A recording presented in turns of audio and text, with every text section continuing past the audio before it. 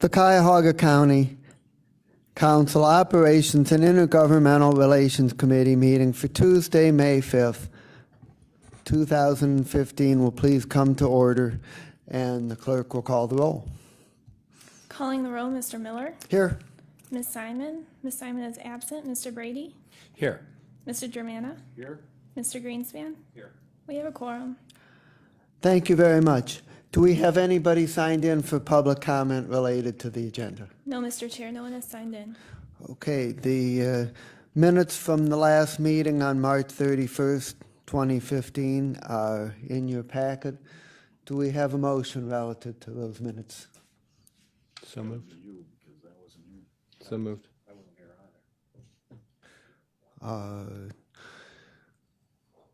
We appear not to have a quorum to pass the minutes, unless, well, we have enough to move in second. Is anyone willing to vote on it even though they weren't here, or do the people feel they should abstain? I'll vote for it. Okay, so Try. in that case, I'll move approval. I'll move approval of the minutes. Is there a second? Second. All those in favor say aye. Aye. Aye.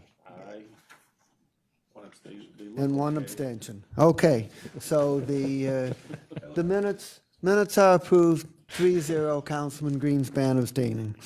Okay, next we have no legislative matters referred to the committee, and we have 4 items under discussion.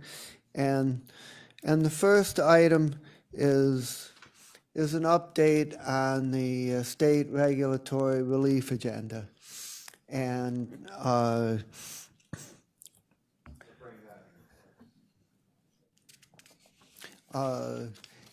Ed,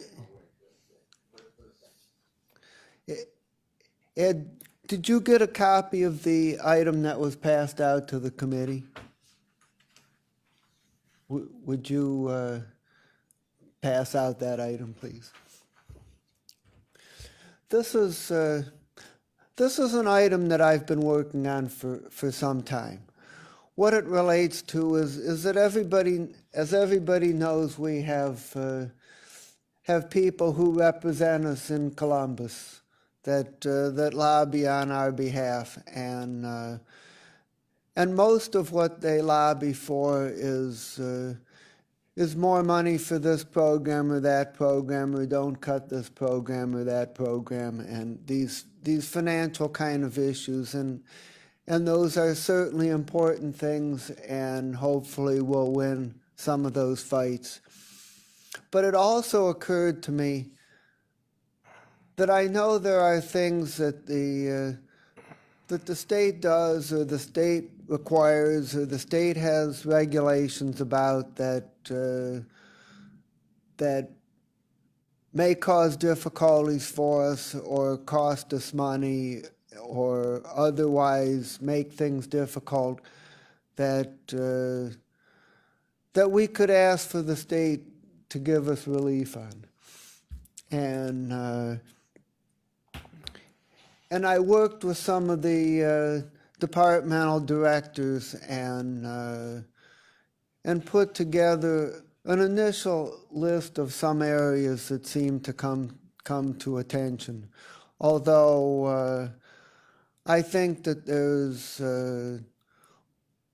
way more out there that we could work on than that's on this list, and so I'm kind of making an appeal to the administration to take this opportunity to heart, and if we work with each of our departments, I'm sure that we can identify things and hopefully some of these things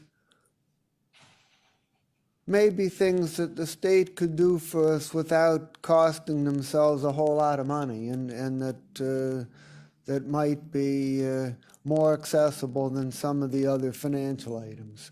So I just want to put this out there, and Mr. Kraus, I would ask if you have any initial comment on this project, and then you can go into the and then you can go into the second item on the agenda, which is that we would just like an update on who it is that we have that currently lobbies for us on both the state and the federal level and what the status is of their contracts. So, thank you, Mr. Chairman, members of the committee.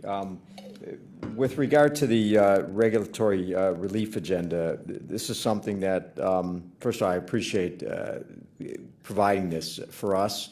I don't know how coordinated it's been in the past, but I think there's a lot of opportunities that we should be taking advantage of. I know just from regional collaboration, we kind of scroll and to see what opportunities out there, and we actually came up with the local government innovation fund that we just spoke to the folks down in Columbus on, just to try to see what the parameters are with that local fund, kind of issues that they deal with, and we started talking through some of the things that we're looking at in the community, and there was definitely some synergy and some fit, and that's just one example that we just stumbled upon, this local innovation fund.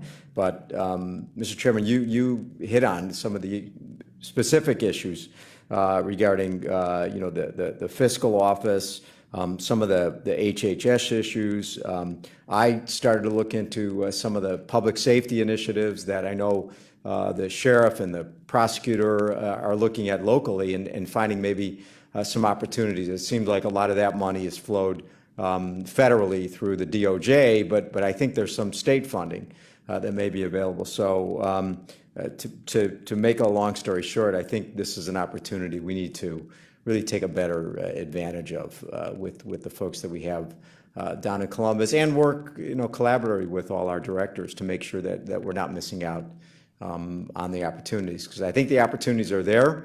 I think there are grants that are available, especially if something is innovative, something that maybe the state hasn't seen, and we've expressed that opportunity with the state, that maybe it may not be happening in other parts of the state, but we can be used as a pilot on so many different issues because of the way we're situated in our community, the kind of opportunities that we may have that other counties don't have.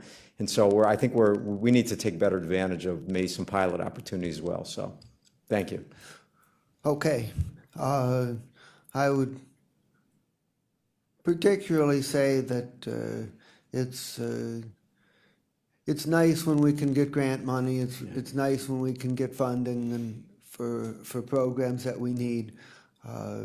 But I think there's also things that the state can do that doesn't cost them any money, and it just relates to a better and more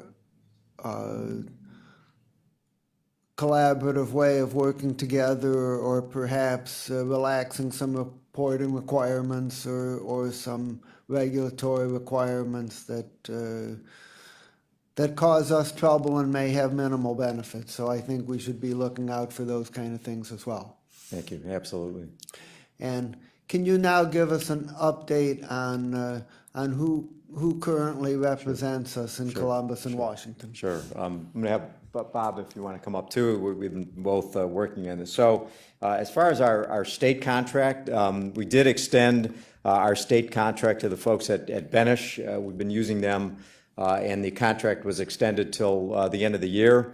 They have been working diligently with us and for us. The executive has been in Columbus on a couple of occasions, meeting with state legislators. He met with the governor, meeting with the various department heads and state officials. And I came one time, and I know our law director, Bob Triazzi, went another time. And I think those trips to Columbus are extremely important, to face with the folks that are making the decisions in Columbus. The Benish team was very helpful to us in not just setting up the meetings and handling all the logistics, but really starting to formulate some of the policy initiatives that we need to look at, whether it's the lake issues that we need to address down in Columbus to make sure the state legislator understands the unique position that we are here in Cuyahoga County. The workforce training issues, we had several meetings down in Columbus,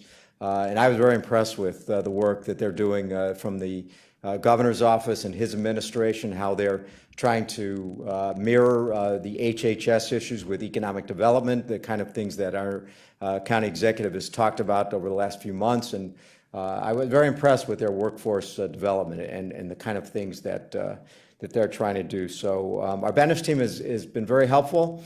Obviously, we'll continue to work with them over the course of the next few months.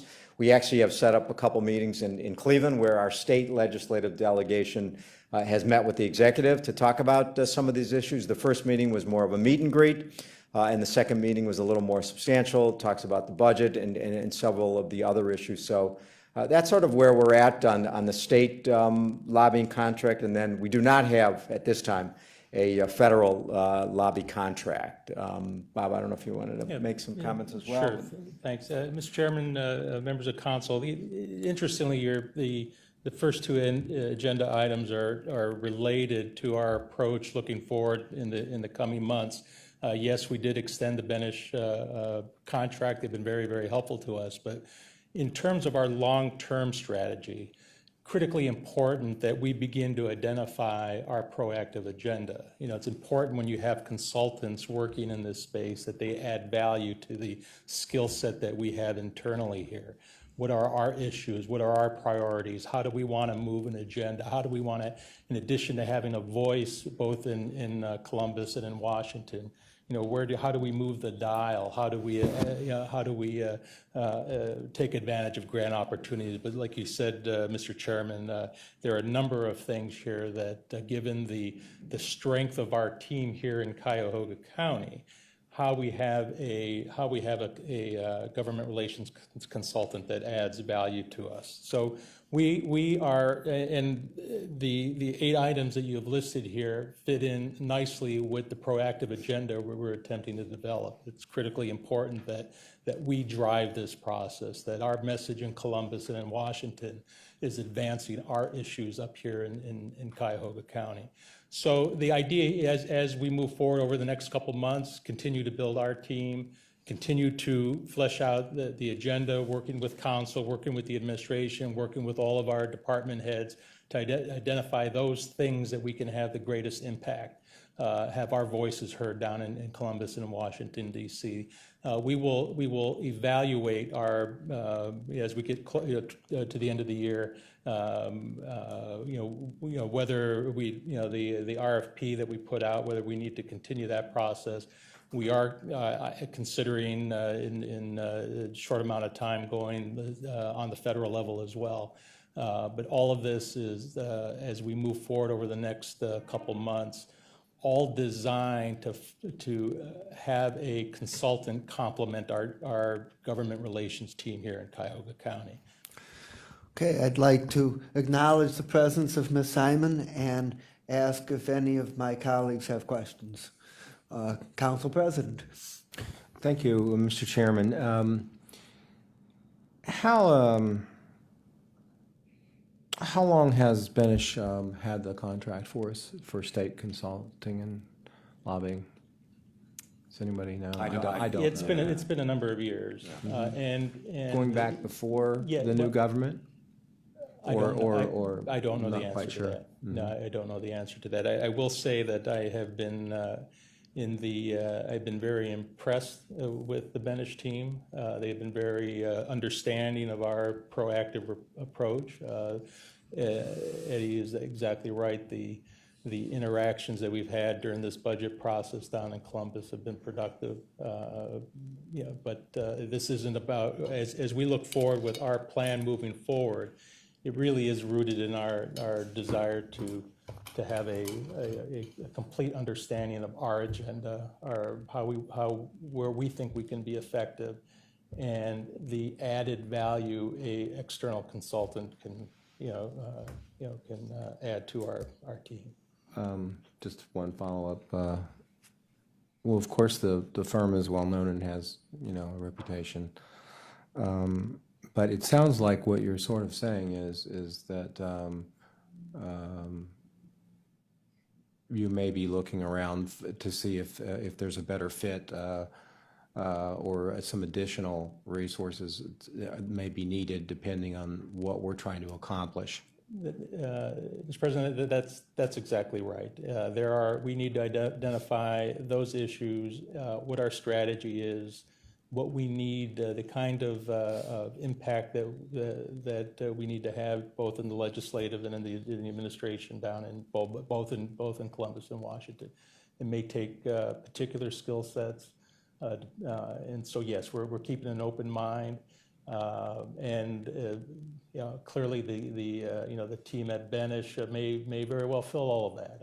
I'm not making any judgments, but this was an opportunity for us, being a new administration, to take a fresh look at what we have internally here. I need to say that it's impressive here, given the folks that have been working at the county and the strength that they have in advocating positions, the number of people that have been to Columbus to testify and to lend a voice. This is an impressive group, and part of what we want to do is to develop an internal process, how we manage all of that, and again, the things that we're able to do without having to expend resources to an outside consultant. We'll do that to the extent that we need extra help to add value to our process. We want to be in a position to do that. So it's a work in progress, and the timeline here is just simply extending our present contract till to the end of this year. Gives us opportunity to fit all these pieces in place. Mr. Chairman, just to sort of beg the question, I guess, and I'll be done for a minute. What are we paying? What are we paying Benish? It's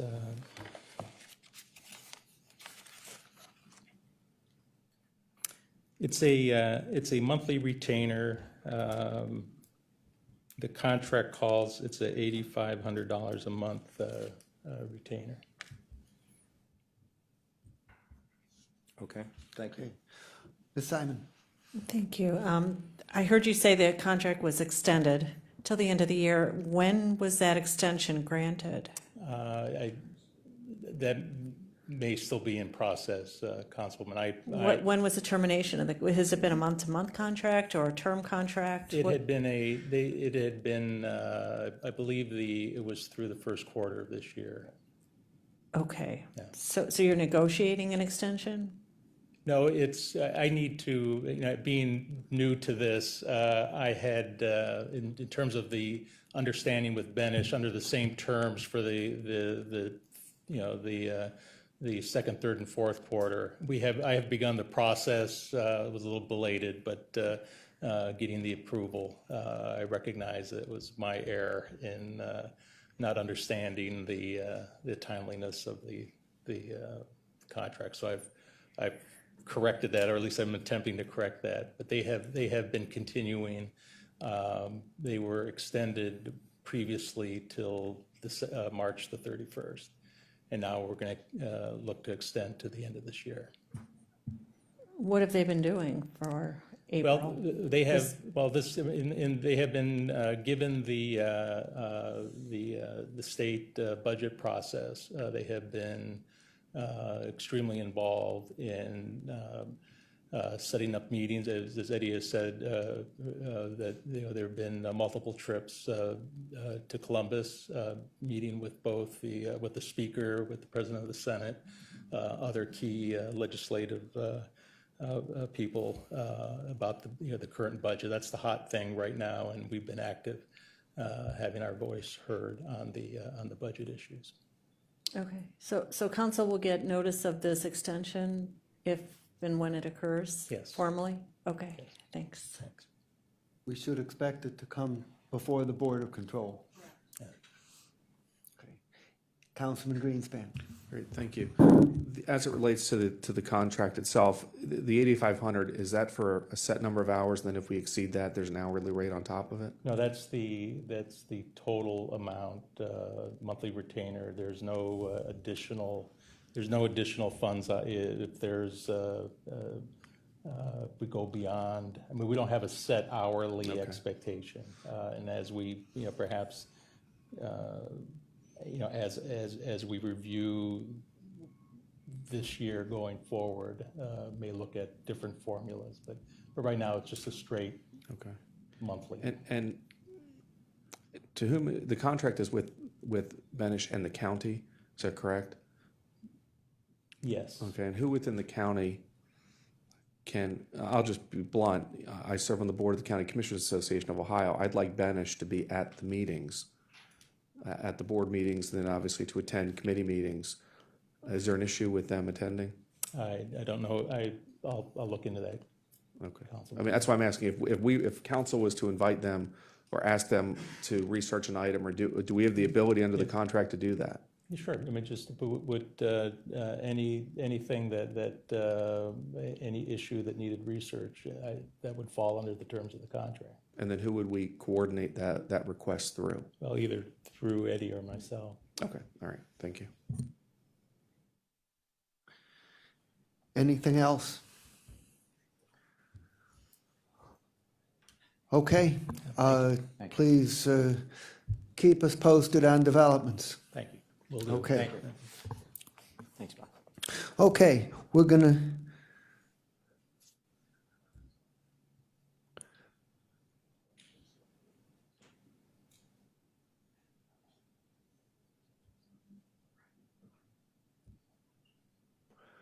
We're going to move on to item C under discussion, potential ballot issues and charter amendments, and as people know, I've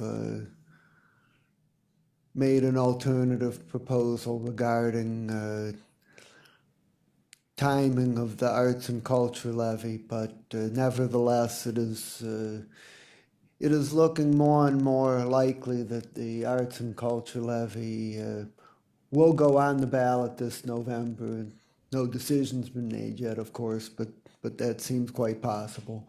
And if that is the case, I just wanted to make everybody aware that that means that if we were to choose to put one or a couple of charter amendments also on the ballot this November, that we could do so then without incurring any significant additional expense. So I just wanted to put out there that if anyone has ideas that they would want to pursue, that it should be done pretty quickly now, and I would think that at the next meeting of this committee that we might do a preliminary review of whatever proposals surface in the same way as been done in this committee in the past. If anybody has any comments on that at this time, I would entertain them. Council President. Mr. Chairman, I'm going to assume that you may have ideas for charter amendments for the ballot, and if you do, before the next meeting, it would be helpful for me to know, I would think anybody else, what they might be, so that I've thought about it more than for a few minutes, because it could be pretty important stuff. I'm going to do better than that. I will share immediately what those are, and actually,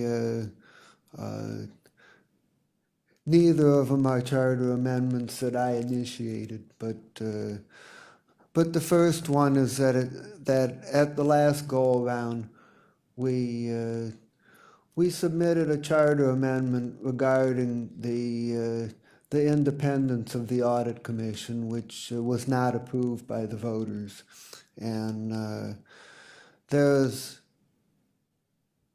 been a suggestion that if we were to retool that amendment a little bit to make the commitment to independence more explicit in the way the amendment is worded, that amendment might have a better chance if resubmitted. So I'm interested in taking a look at that.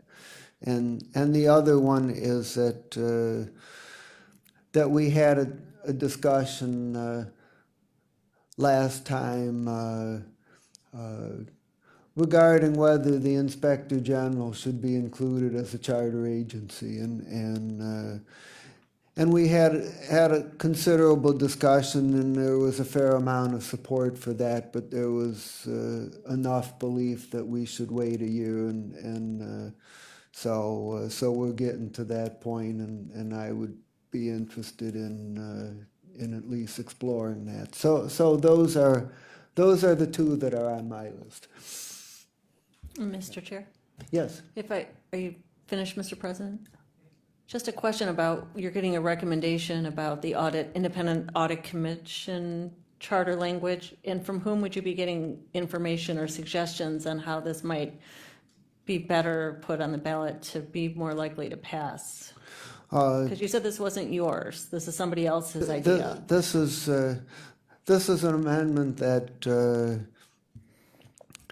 Councilperson Greenspan proposed the last time, and the original version of it was broader than what we eventually took to the voters. And Council President Conley proposed an amendment that narrowed its scope and limited it only to the Audit Commission and not to a couple of other commissions, and it basically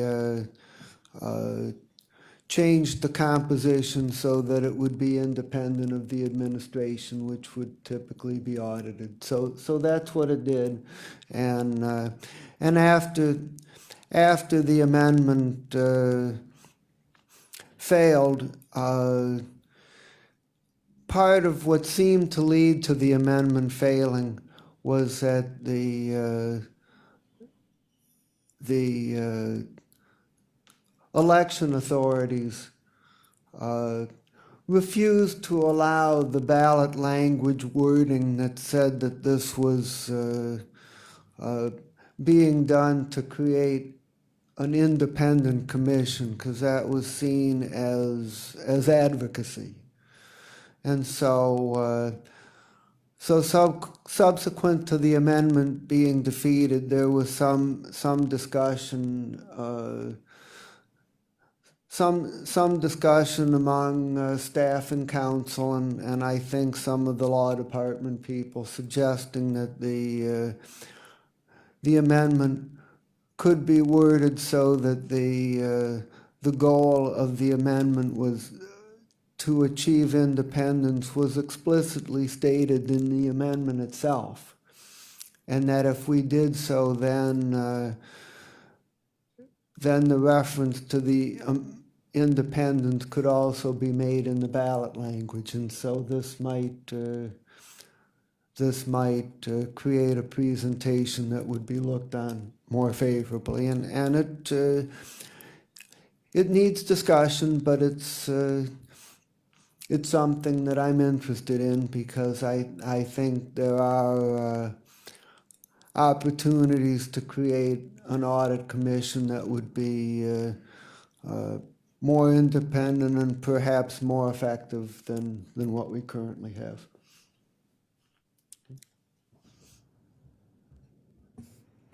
Mr. Chair, Yes.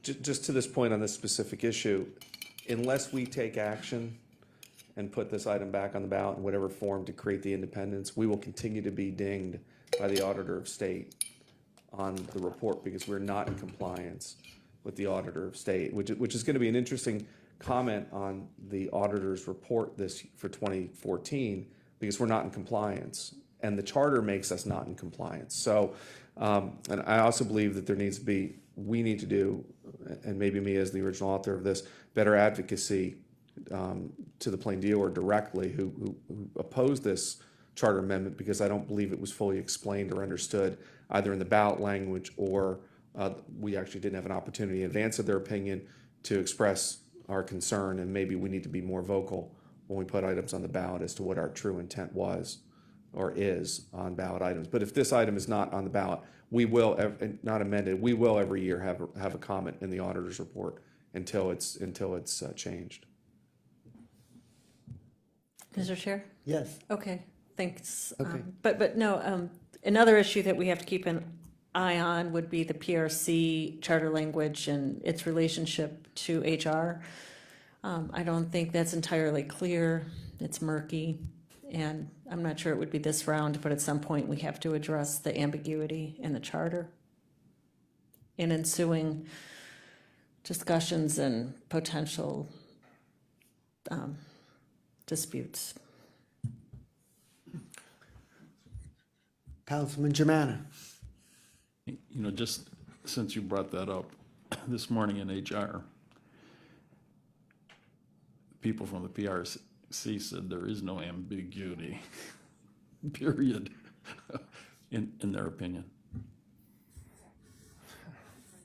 I watched online that meeting, and I found that curious. Yeah. Yes, Council President. Just reverting back to the discussion on the Audit Commission, I think that most people on council believe we were correct, and that the newspaper had actually made up their mind before they even gave us much consideration. The former executive made no bones about his opposition to that particular charter amendment, and I believe that what Councilman Greenspan said is correct, that we need to be proactive, with the newspaper to get them to take another look at it. The problem is, as we all know, the newspaper doesn't like to reverse itself, because then it would be an admission that they had been incorrect before. So we may have gotten ourselves in a bit of a jam that way, or they may have gotten themselves in a bit of a jam that way, or whatever, something to keep in mind. But I know that in a discussion I had recently with the state auditor, for what it's worth, I don't know how much clout the state auditor has in Cuyahoga County, but he indicated that he would be willing to come out publicly for our charter amendment if we were to put it back on the ballot. Okay. I'm certainly very interested in trying to find a way to do that. Okay, thank you. Okay. Okay, I would just mention one other thing, which is that the relationship between the law department and the prosecutor is always still a question of discussion, although I'm of the opinion that the current arrangement is working well enough that we should give more time, and I would not think we necessarily should be in a hurry to do something this year on that. Mr. it's Chair, out there. yes, I mean, I was going to mention that, but I think we're working through, that memo of understanding, and we have a new law director, and I'd like to see how that plays out. I think it's going really well, and eventually I want to see that incorporated into the charter, Sure. not now. Agreed. Okay. And our final item has to do with this committee's charge of intergovernmental collaboration, and Cuyahoga County has done a lot of work on intergovernmental collaboration, and I think most of the work that we've done has saved a good deal of money for the people that we're collaborating with. A good example of that being the program on the regionalization of employee health benefits, which is helping many communities save significant dollars, and I certainly support that and think we should continue to do that and do more of it when we can identify opportunities. But I think it's also very important to try to find ways where the county can benefit directly from collaborative activities, and we have a good example of that in what Director Mowry and the IT department has been able to work out with the state regarding the data center. So at this point, I would like to call forward Director Mowry to give us a report on that. Thank you very much, Jeff Mowry. We've invited the Chief Information Officer, Stuart Davis, from the state to join us on via conference call, if that's okay. And we also have Stu Davis, who's his Chief Technology Officer, on the call, waiting to join us as well. So I thought that maybe from a state perspective, they could provide a little input as to what they're doing to help local governments, at least from an IT perspective. Okay, so if that's okay, we'll. That sounds great. We'll let you direct the presentation. Okay, thank you. Sorry, Mr. Mowry, was that Stuart Davis and Stu Davis? Yeah, I'm sorry, Stu Davis. And Spencer, oh, I'm sorry, Stu Davis and Spencer Wood. Didn't know if it was a I'm father-son sorry. collaboration? No, I apologize. It's my, Stu, are you guys there? Yes, we are. Okay. So I have, again, with me Stu Davis, Chief Information Officer, and Spencer Wood, Chief Technology Officer from Columbus, Ohio. So guys, I appreciate you joining in. Yeah, so real quick, let me just apologize for not being there in person. We just had some legislative meetings that we couldn't reschedule, but this is an important thing for the state. You know, we've talked about shared solutions and shared services, and this happens to be, I think, a pretty exciting one for all of us with the data center activity that we've had. From a foundational standpoint, we started IT optimization from a state perspective probably about 2 years ago, and one of the key foundations of that was to get our State of Ohio Computing Center up to snuff on heating and cooling and power, and that really allowed us to look at a different approach on co-location of services. And over probably the last 18 months, we've migrated 800. We started with 800 environments from a state perspective. These would be the 26 different state agencies as well as the boards and commissions. And we're about 4,700 environments today. So it sort of got us into a position in late December where we could start to think about providing shared solutions and shared services for local government as well. And we just kind of happened to have a discussion with Cuyahoga County, and it seemed like it was a very good thing. Everything that we're sort of focused on here is really leveraging governmental assets to save the state taxpayers dollars. That's really what we're talking about. It's a Tier 3 data center. There's 210,000 square feet of raised floor. And as I mentioned, we should have close to 5,000 environments from a state perspective in late this fiscal year, so that would be like June 30th, July 1. We've had numerous conversations with local government from Franklin County to Columbus Public Libraries and so forth. And right now we have Ohio State University and OSU Medical as well that have looked at the co-location services and have their environments in the State of Ohio Computing Center. The Ohio Supreme Court will be coming in. We're in discussions with the University of Toledo. The University of Cincinnati is leveraging us from a DR standpoint.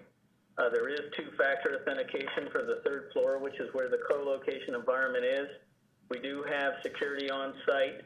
We have a 365-day-a-year, 24 hours by 7 resources on hand. We have a solution for smart hands, so if something breaks in the middle of the night, at the partner's request, we can go in and touch environments, but that is based upon the partner's request as we go forward. But I mean, really and truly, when we've talked about shared solutions and shared services from a state perspective and a regional perspective, this is exactly the kind of thing that we were excited about, and it's just taken us a little bit longer to get there. But I appreciate the opportunity to speak with you guys today, and if you have any questions, just let me know. Okay, thanks, Stu. So, Council, go ahead. We greatly appreciate your being willing to join us on the call today and to share with us from the state perspective and to provide the opportunity for Cuyahoga County and the state to work collaboratively. And I would ask, is Cuyahoga County the first entity outside of state government itself that is coming on this program? Well, it depends on how you view higher education. They were probably the first.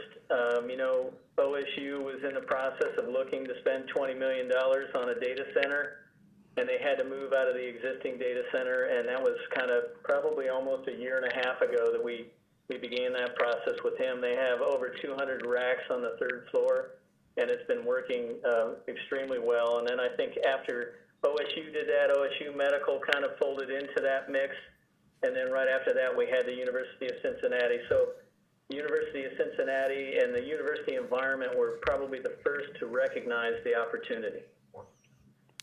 And that's probably, as Spencer just reminded me, we also host the Morgan County Next Generation 911 platform at the SOC, and that was really more of a pilot, probably about 6-7 months ago. I think we started that process.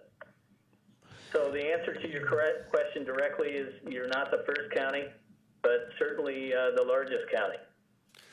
Okay, and Director, do you have anything to add?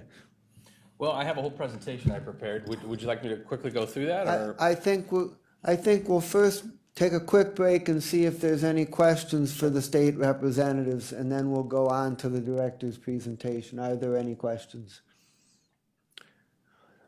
I'm not seeing any, so we're going to ask the director to proceed. Okay.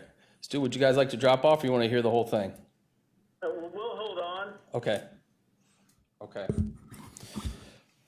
So I appreciate this opportunity. I thought, besides just the data center, I'd give you just an update as to where we're at regionally from an IT perspective. This is an area that I guess I personally enjoy as well from an IT perspective. Yeah, I think our staff enjoys working with cities, municipalities, and boards and commissions on how we can help them become more efficient through IT.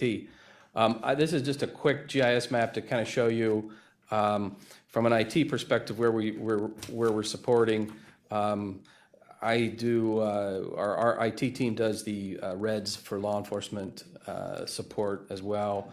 We currently have 9 communities up and running doing web hosting services. We have one community doing voice over IP, and then we applied for an LGIF grant and was awarded that LGIF grant in the GIS space. So the next slide 3, gives you a little bit more detail as to which cities we're supporting from an IT perspective, and those are the list of cities. And we have some pending, some new clients and sites that we're currently under development for in the web services area. We picked 4 strong communities that had a strong GIS platform. We're just about ready to finalize our GIS strategy documentation that will really expand and hopefully set up not only an organization framework, but a method for us to share GIS data across all communities in Cuyahoga County. So we're finalizing that. And then we're doing Mayfield Village. We have about 20 phones that we're supporting through Mayfield Village. You mentioned in your opening remarks the HR and the insurance program that we're doing with HR. It's actually kind of my IT team behind the scenes that takes all that data in and gets all that data in the system and prep for HR. So even though these are kind of the one-off stuff that we're doing from an IT, we still do a lot of back office support from a regionalization perspective that I don't have on the slide. This next slide is a slide that talks a little bit more about OCEDA. And OCEDA stands for Ohio County City Information Technology Association. Some of you may have seen this before. This is a nonprofit agency. It's been around for quite some time, I think almost 20 years. It was had lost some momentum back in 2012. I ended up chairing it in 2013 and 2014 to see what we could do to kind of bolster and increase IT sharing amongst not just local governments, but local governments across the whole state.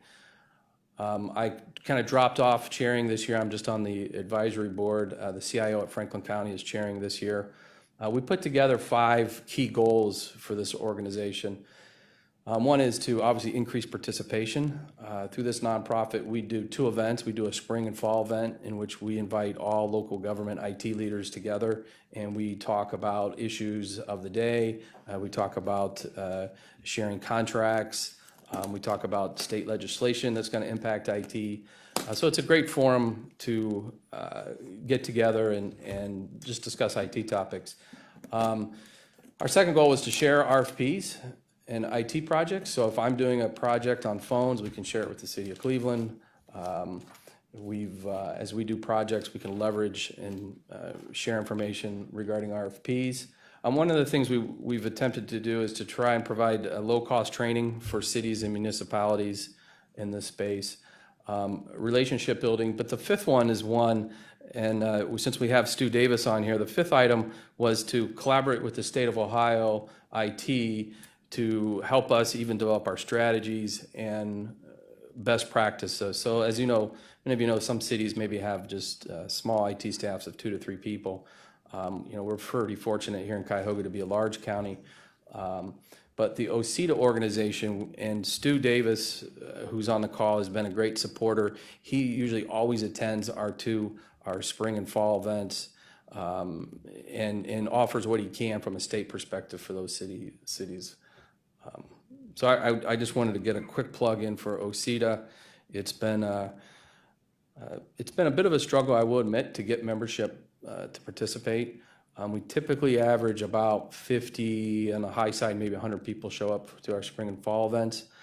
I will say that last summer we did a GIS event here in the region at the Northeast Regional Sewer District, and Councilman Greenspan had a chance to come and speak at that event. And the GIS space seems to be overwhelming. We had over 200 people attend that event at the sewer district around GIS. So GIS from an IT perspective is one of the hottest topics that seems to be out there. Everyone is very interested in sharing GIS data and expanding on their GIS platform. It seems like whenever we hold a GIS conference, we literally sell out. Just FYI. Just a quick update on the data center piece. We're currently leasing our data center in the Sterling building. We've been there since 1978. The current situation is there's no fire system on that particular floor. We have some electrical capacity issues. We're out of capacity there. I've had 2, unfortunately, slip and fall incidents on the floor because the floor has become aged. In 2011, we had some water damage in the building that's been corrected, but water and electrical servers don't always mix. So this has been a problem for us. When the real estate study assessment was done, it was recommended that we move out of this location. Originally in 2010, there was a 10-year lease agreement and signed before the new government took place. It took us through 2020. We had the opportunity to break that lease in 2012, in which we did to go to a month-to-month contract. Our current cost today at the Sterling bid was about $1 million a year, and we paid about $300,000 a year in electrical costs. So the total cost was about $1.3 million, and that included some of the 3rd floor, which we had HR staff.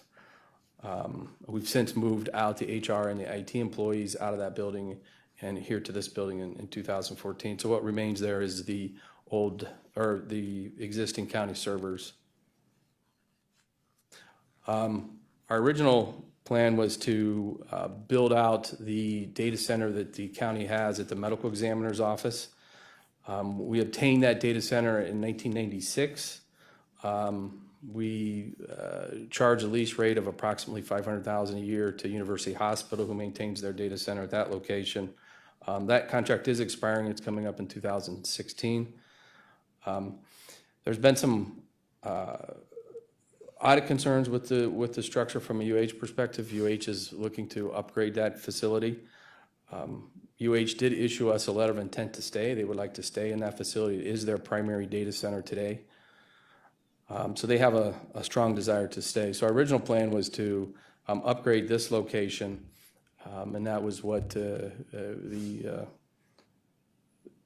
capital funding was identified for.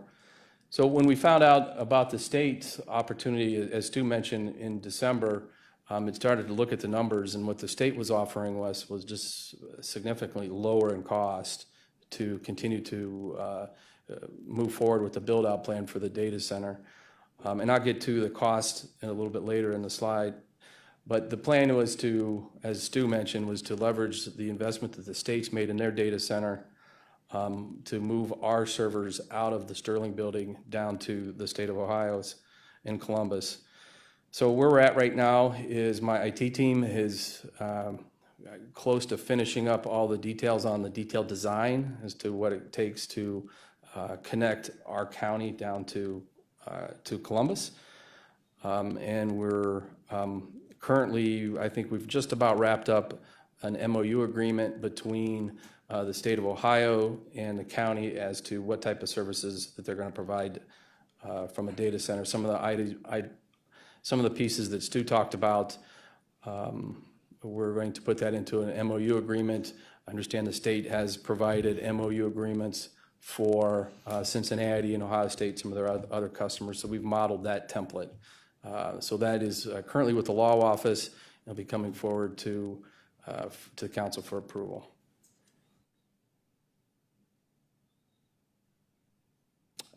Stu covered this already in his opening speech, but the existing data center down at the state is,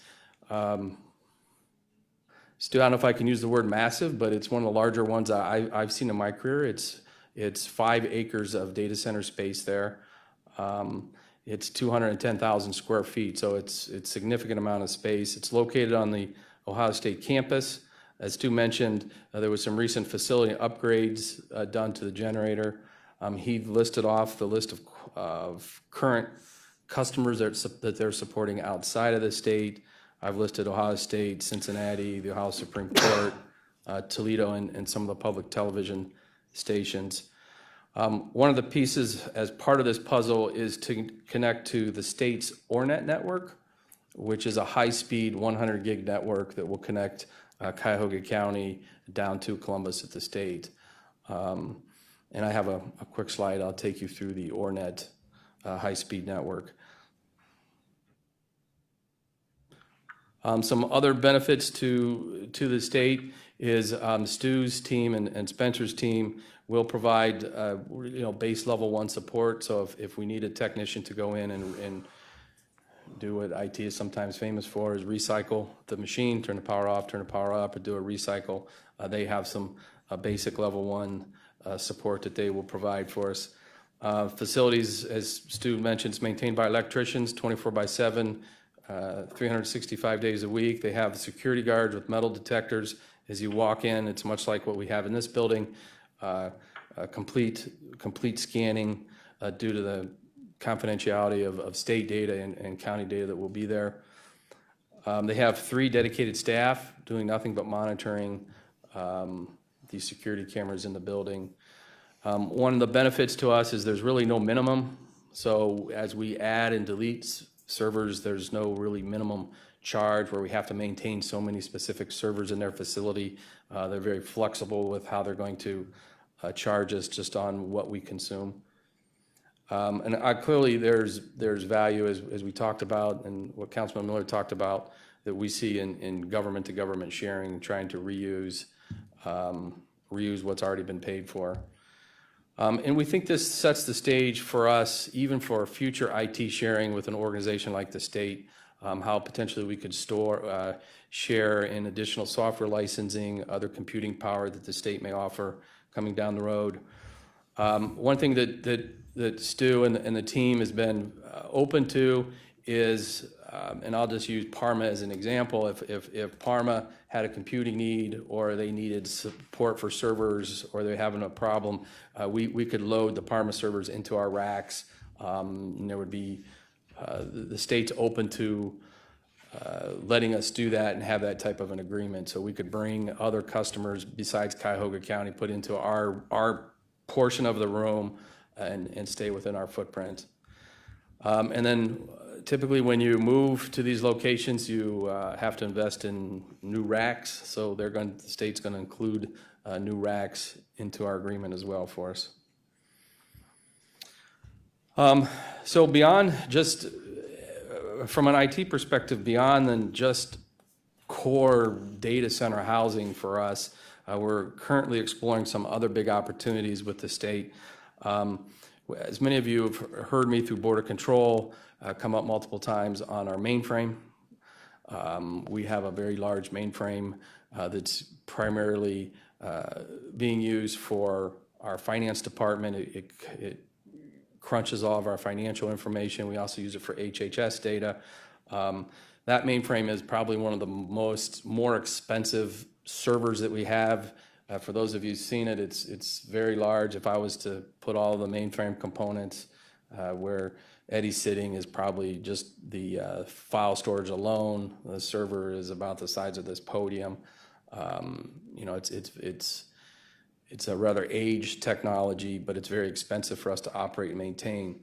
We've been exploring with the state through this, as the state has very similar mainframes, is to potentially, could we take our software and run it on the state's mainframe and reduce our cost in hardware and license that we're paying. So we think that this has a opportunity to save us up to about $450,000 if we can make that work. And my team has been working with the state's team, and they've been doing all of this, I will say, at no cost.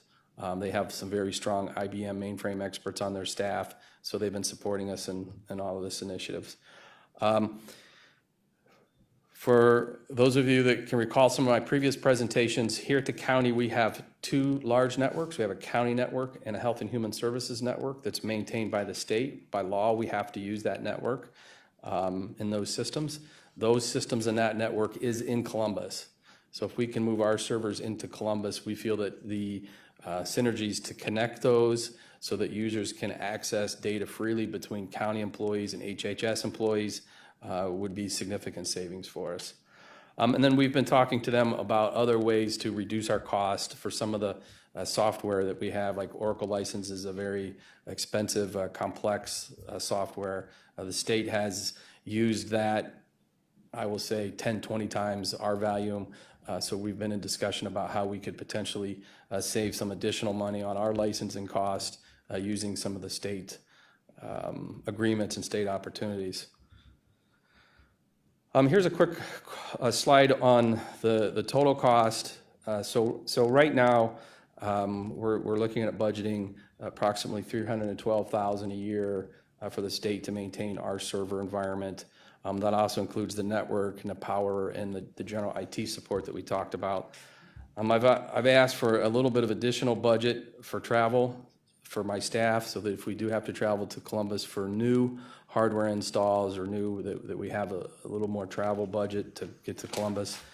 And then because we own our own network today, without getting into too much technical detail, but every network, think of it as like a horseshoe. It's in a circle environment, so that if it's cut, it's self-healing, that it always heals. But there is a connection point, like a horseshoe would connect, and that connection is at the Sterling building today. So to move that core connection would be very costly for us. So we're always going to need to maintain that connection point at the Sterling building for now. So there will be need some additional funding to keep that connection point at the Sterling building. Right now we've budgeted approximately about 1.5 in one-time cost to set this up. That includes the cost to move the servers down. Depending on our success or failure with using the state's mainframe, we still do a significant amount of printing here at the county. We still print lots of checks. We still print lots of forms and documents for Health and Human Services, and we still print lots of paper reports for payroll. Eventually, our ERP system will eliminate that for us, but because we still do a significant amount of printing, we're going to have to buy some additional gear to print So the servers will be at the state. We will have to look at a different option or different way to print. And then potentially we are currently trying to find a lower cost way to print. We have some feelers out as to some other printing options, but worst case scenario, we may have to move those printers. So we put budgeted some costs for the printer move. So that's kind of a quick summary of the total cost, which includes one time in our annual budget. I think, annually today, we're spending roughly around $800,000 a year today, ballpark. So you can see just in our annual budget, the significant savings that we would have by using the state's data center. And then one of my last slides is, I mentioned to you, and Stu mentioned, the network. The network is a key component to it. We will be residing or traveling via Ornet, which is the state network. It's some of you may have seen some articles in the paper about 100 gig big networks. This is one of the first 100 gig networks. And Stu, correct me if I'm wrong, I think it's one of the first in the United States.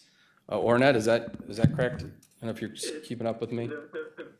I think Indiana has one from Purdue to Indiana University, but we have it statewide. So yes, we are the first.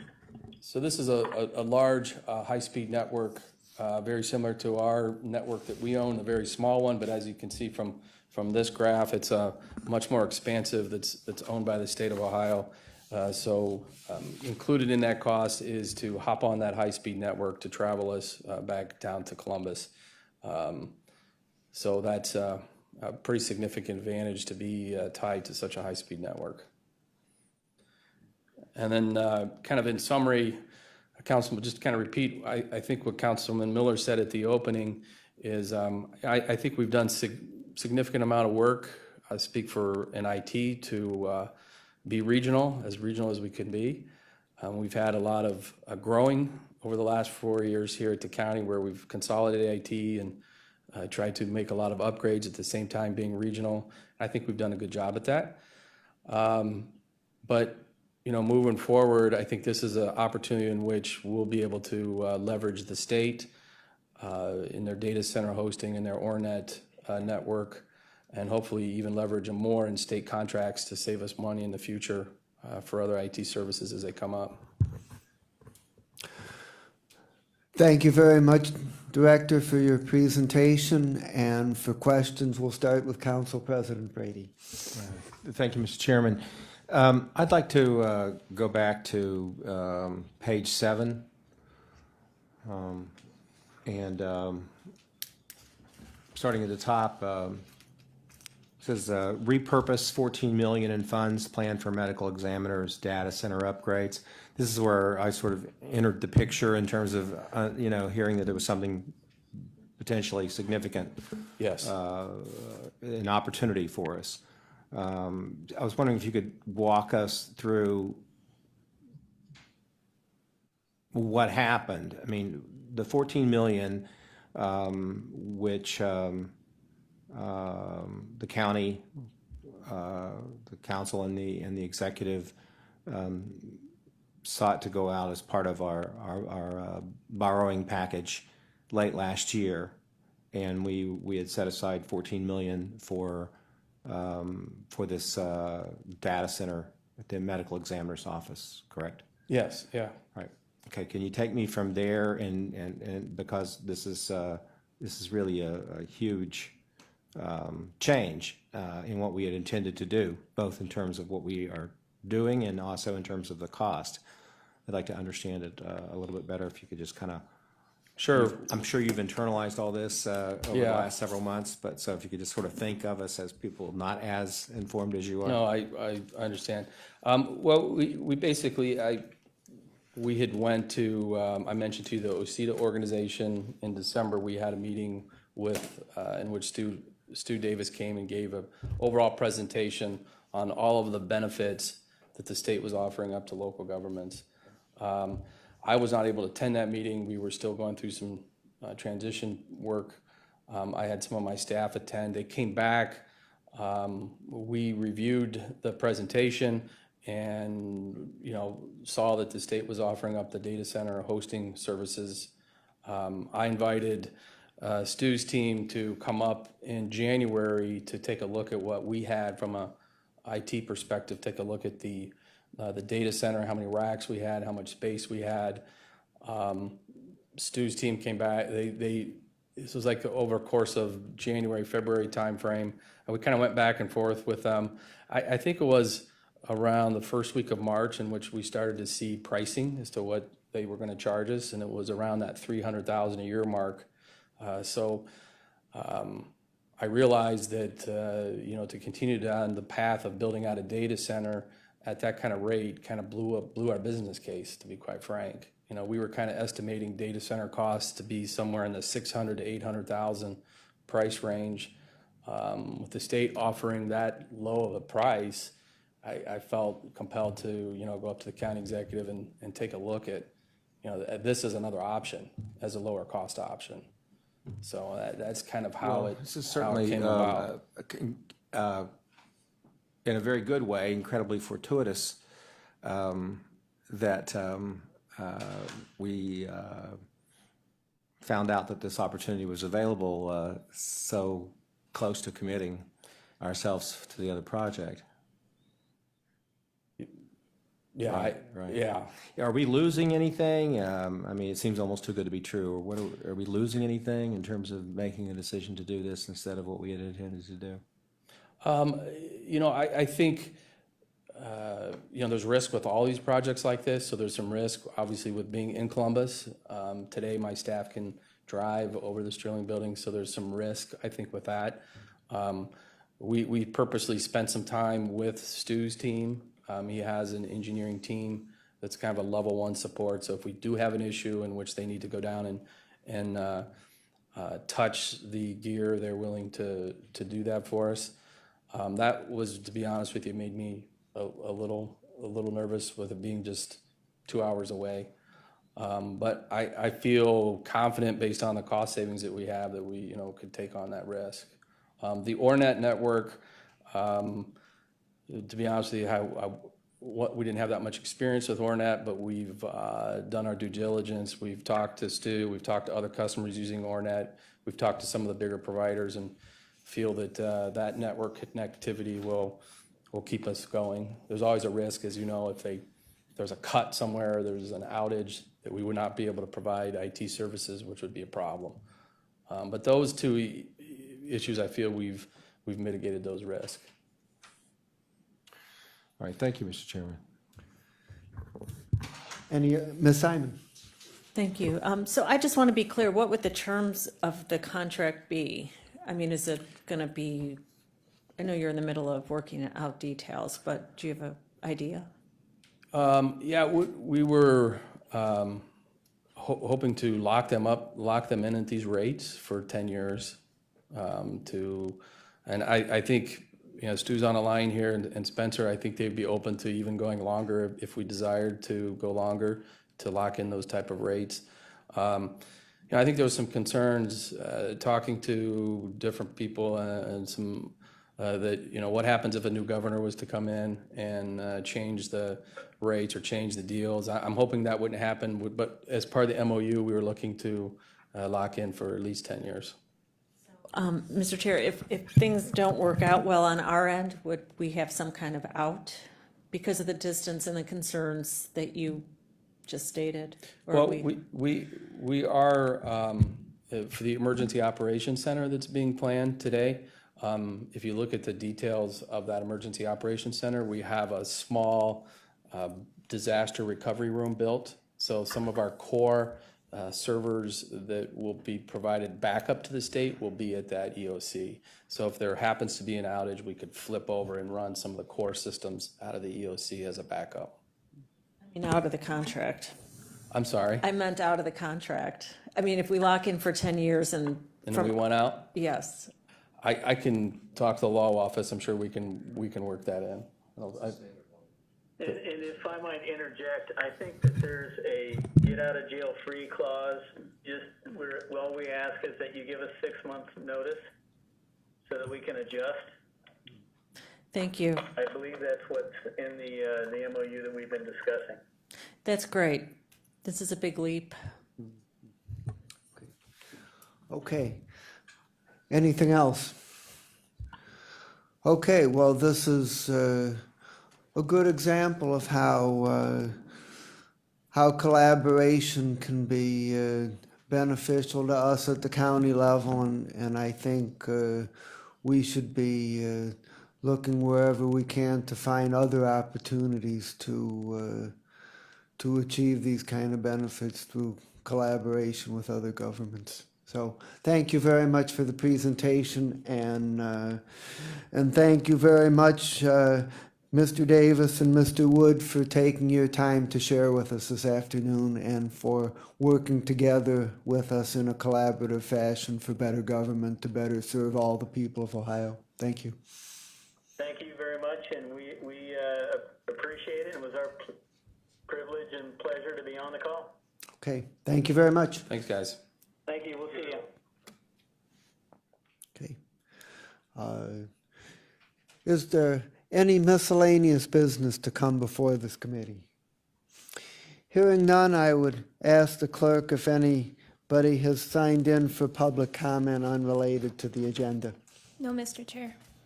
Is there a motion to adjourn? So moved. Second. All those in favor say aye. Aye. Opposed? Thank you very much, everybody.